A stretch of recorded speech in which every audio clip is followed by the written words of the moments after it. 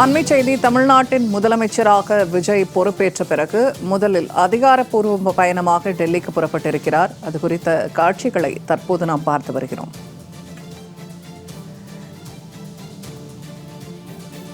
தமிழ்நாட்டின் முதலமைச்சராக விஜய் பொறுப்பேற்ற பிறகு முதல் முறையாக அதிகாரப்பூர்வமாக டெல்லிக்கு பயணம் மேற்கொண்டிருக்கிறார்.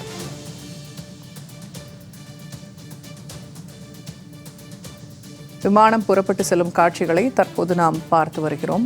தனி விமானம் மூலமாக அவர் டெல்லிக்கு புறப்பட்டு சென்றிருக்கிறார். கூடுதல் தகவல்களை தருகிறார் செய்தியாளர் நித்யானந்தன். நித்யானந்தன், இப்ப முதலமைச்சர் விஜய் தற்போது டெல்லிக்கு தனி விமானம் மூலம் பயணம் மேற்கொண்டிருக்கிறார். அது குறித்தான கூடுதல் விவரங்கள். தமிழ்நாடு முதலமைச்சராக ஜோசப் விஜய் பொறுப்பேற்றார் கடந்த 10ஆம் தேதி. ஆகவே இன்று முதல் முறையாக அரசு முறை பயணமாக தமிழ்நாட்டில் இருந்து டெல்லி பயணம் செய்திருக்கிறார். வெளி மாநிலத்துக்கு பயணம் செய்திருக்கிறார். இந்தியாவுடைய தலைநகரான டெல்லிக்கு தமிழ்நாடு முதலமைச்சர் ஜோசப் விஜய் பயணம் செய்திருப்பது என்பது தமிழக மக்களிடையே ஒரு பெரும் எதிர்பார்ப்பை ஏற்படுத்தியிருக்கிறது. என்றால் தமிழ்நாடு முதலமைச்சர் என்ன விதமான கோரிக்கை அடங்கிய அந்த கடிதத்தை இந்திய பிரதமர் நரேந்திர மோடியிடம் வழங்கப் போகிறார் என்ற ஒரு பெரும் எதிர்பார்ப்பு தமிழக மக்களிடையே எதிர்பார்ப்பு அதிகரித்து காணப்படுகிறது. என்றால் தமிழக மக்கள் கிட்டத்தட்ட ஒரு 108 சட்டமன்ற தொகுதிகளில் தமிழக வெற்றி கழகத்தை வாக்களித்து வெற்றி பெற செய்திருக்கிறார்கள்.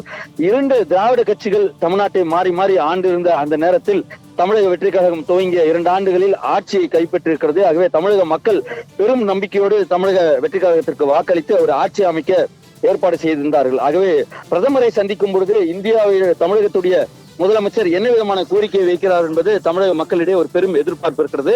சற்று நேரத்திற்கு முன்பாக சென்னை விமான நிலையத்திலிருந்து தனி விமானம் மூலமாக தமிழ்நாடு முதலமைச்சர் ஜோசப் விஜய் தற்பொழுது புறப்பட்டு டெல்லி சென்றிருக்கிறார். அவருடைய தனி விமானம் சென்ற அந்த காட்சியை தான் தற்போது நாம் பார்த்து வருகிறோம். இங்கு அவர் தமிழ்நாடு முதலமைச்சர் ஜோசப் விஜய் சென்னை விமான நிலையத்தில் காஞ்சிபுரத்துடைய மாவட்ட ஆட்சியர், அதே போல தமிழக டிஜிபி, சென்னை மாநகர காவல்துறை ஆணையர் உள்ளிட்டோரெல்லாம் வரவேற்று அவரை சென்னை விமான நிலையத்திலிருந்து விமானம் மூலமாக வழி அனுப்பி வைத்தார்கள். டெல்லியில் வரவேற்பதற்காக டெல்லியுடைய தமிழ்நாடு இல்லத்துடைய IAS அதிகாரிகள், அதே போல தமிழ்நாடு தலைமைச் செயலாளர் சாய்குமார் உள்ளிட்டவரெல்லாம் அங்கு காத்திருக்கிறார்கள். அதே போல தமிழக அரசு இயந்திரம் என்பது செயலாளர்கள் எல்லாம் டெல்லிக்கு நேற்றே சென்று விட்டார்கள். ஆகவே இந்திய பிரதமர் நரேந்திர மோடியை தமிழ்நாடு முதலமைச்சர் ஜோசப் விஜய் சந்திப்பு என்பது ஒரு பெரும் எதிர்பார்ப்பை ஏற்படுத்தியிருக்கிறது. தமிழ்நாட்டு, அதாவது டெல்லிக்கும் தமிழ்நாட்டுக்குமான உறவு என்பது சுமூகமாக இருக்க போகிறதா அல்லது அது அரசியல் ரீதியாக முரண்பாட்டோடு பயணம் செய்ய போகிறதா என்றெல்லாம் இன்றிலிருந்து தெரிய வரும். என்றால் முதல் முறையாக தமிழ்நாடு முதலமைச்சர் பிரதமரை சந்தித்து கோரிக்கை கடிதத்தை கொடுக்கிறார். தமிழ்நாட்டு மக்களுடைய நலன் சார்ந்தது. ஆகவே அதனை இந்திய பிரதமர் நிறைவேற்றப் போகிறாரா அல்லது அது கிடப்பில் இருக்க போகிறதா அல்லது அதை விரைந்து செய்ய போகிறார்களா என்பதை பொறுத்துதான் தமிழ்நாட்டு அரசியலும் அதே போல தமிழ்நாடு அரசினுடைய நடவடிக்கையும் இருக்கும் என எதிர்பார்க்கப்படுகிறது. ஏனென்றால் கொடுக்கக்கூடிய அந்த கடிதத்தில் இருக்கக்கூடிய கோரிக்கைகளை இந்திய பிரதமர் ஏற்றுக்கொண்டு செய்யும் பட்சத்தில் மாநிலத்திற்கும் மத்தியில் இருக்கக்கூடிய ஆட்சிக்கும் சுமூக உடன்பாடும் சுமூக உறவும் இருக்கும் என எதிர்பார்க்கப்படுகிறது. என்றால் கடந்த 10 ஆண்டுகளாக தமிழ்நாட்டிற்கும் டெல்லிக்குமான அந்த முரண்பாடு என்பது தொடர்ச்சியாக இருந்து வந்தது. கடந்த அதிமுக இருக்கட்டும், அதன் பிறகாக திமுகவா இருக்கட்டும், தொடர்ச்சியாகவே ஒரு முரண்பாட்டோடு இருந்தது. அதன் பிறகாக எடப்பாடி பழனிசாமி ஆட்சி காலத்தில் முதலமைச்சராக இருக்கும் பொழுது ஒரு சில சுமூக உடன்பாடுகள் மட்டும் இருந்தது. ஆனால் தமிழ்நாட்டிற்கு வர வேண்டிய நிதிகள் பெருமளவிற்கு வராத ஒரு சூழலே இருந்து வந்த நிலையில் தமிழ்நாடு முதலமைச்சர் ஜோசப் விஜய் டெல்லியில் பிரதமரை சந்திக்கிறார். ஆகவே தமிழ்நாட்டு நிதி சார்ந்து மிக முக்கியமான அந்த பேச்சுக்கள் இருக்கும் என எதிர்பார்க்கப்படுகிறது.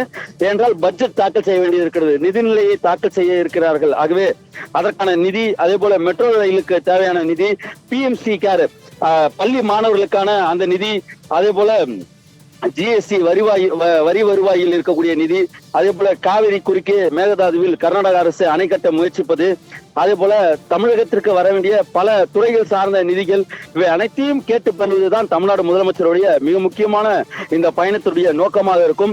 இது முதல் முறையாக அவர் பிரதமரை சந்திப்பதால் பிரதமரும் ஒரு வார்ம் வெல்கம் என்பார்கள். அந்த அளவில் ஒரு அரவணைப்போடு பிரதமர் தமிழ்நாடு முதலமைச்சரை வரவேற்பார்.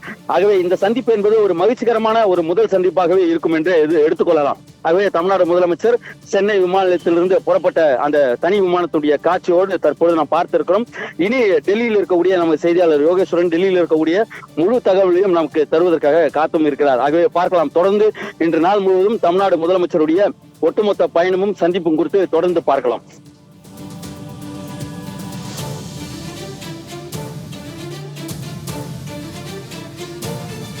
தகவல்களை வழங்கியமைக்க நன்றி நித்யானந்தன்.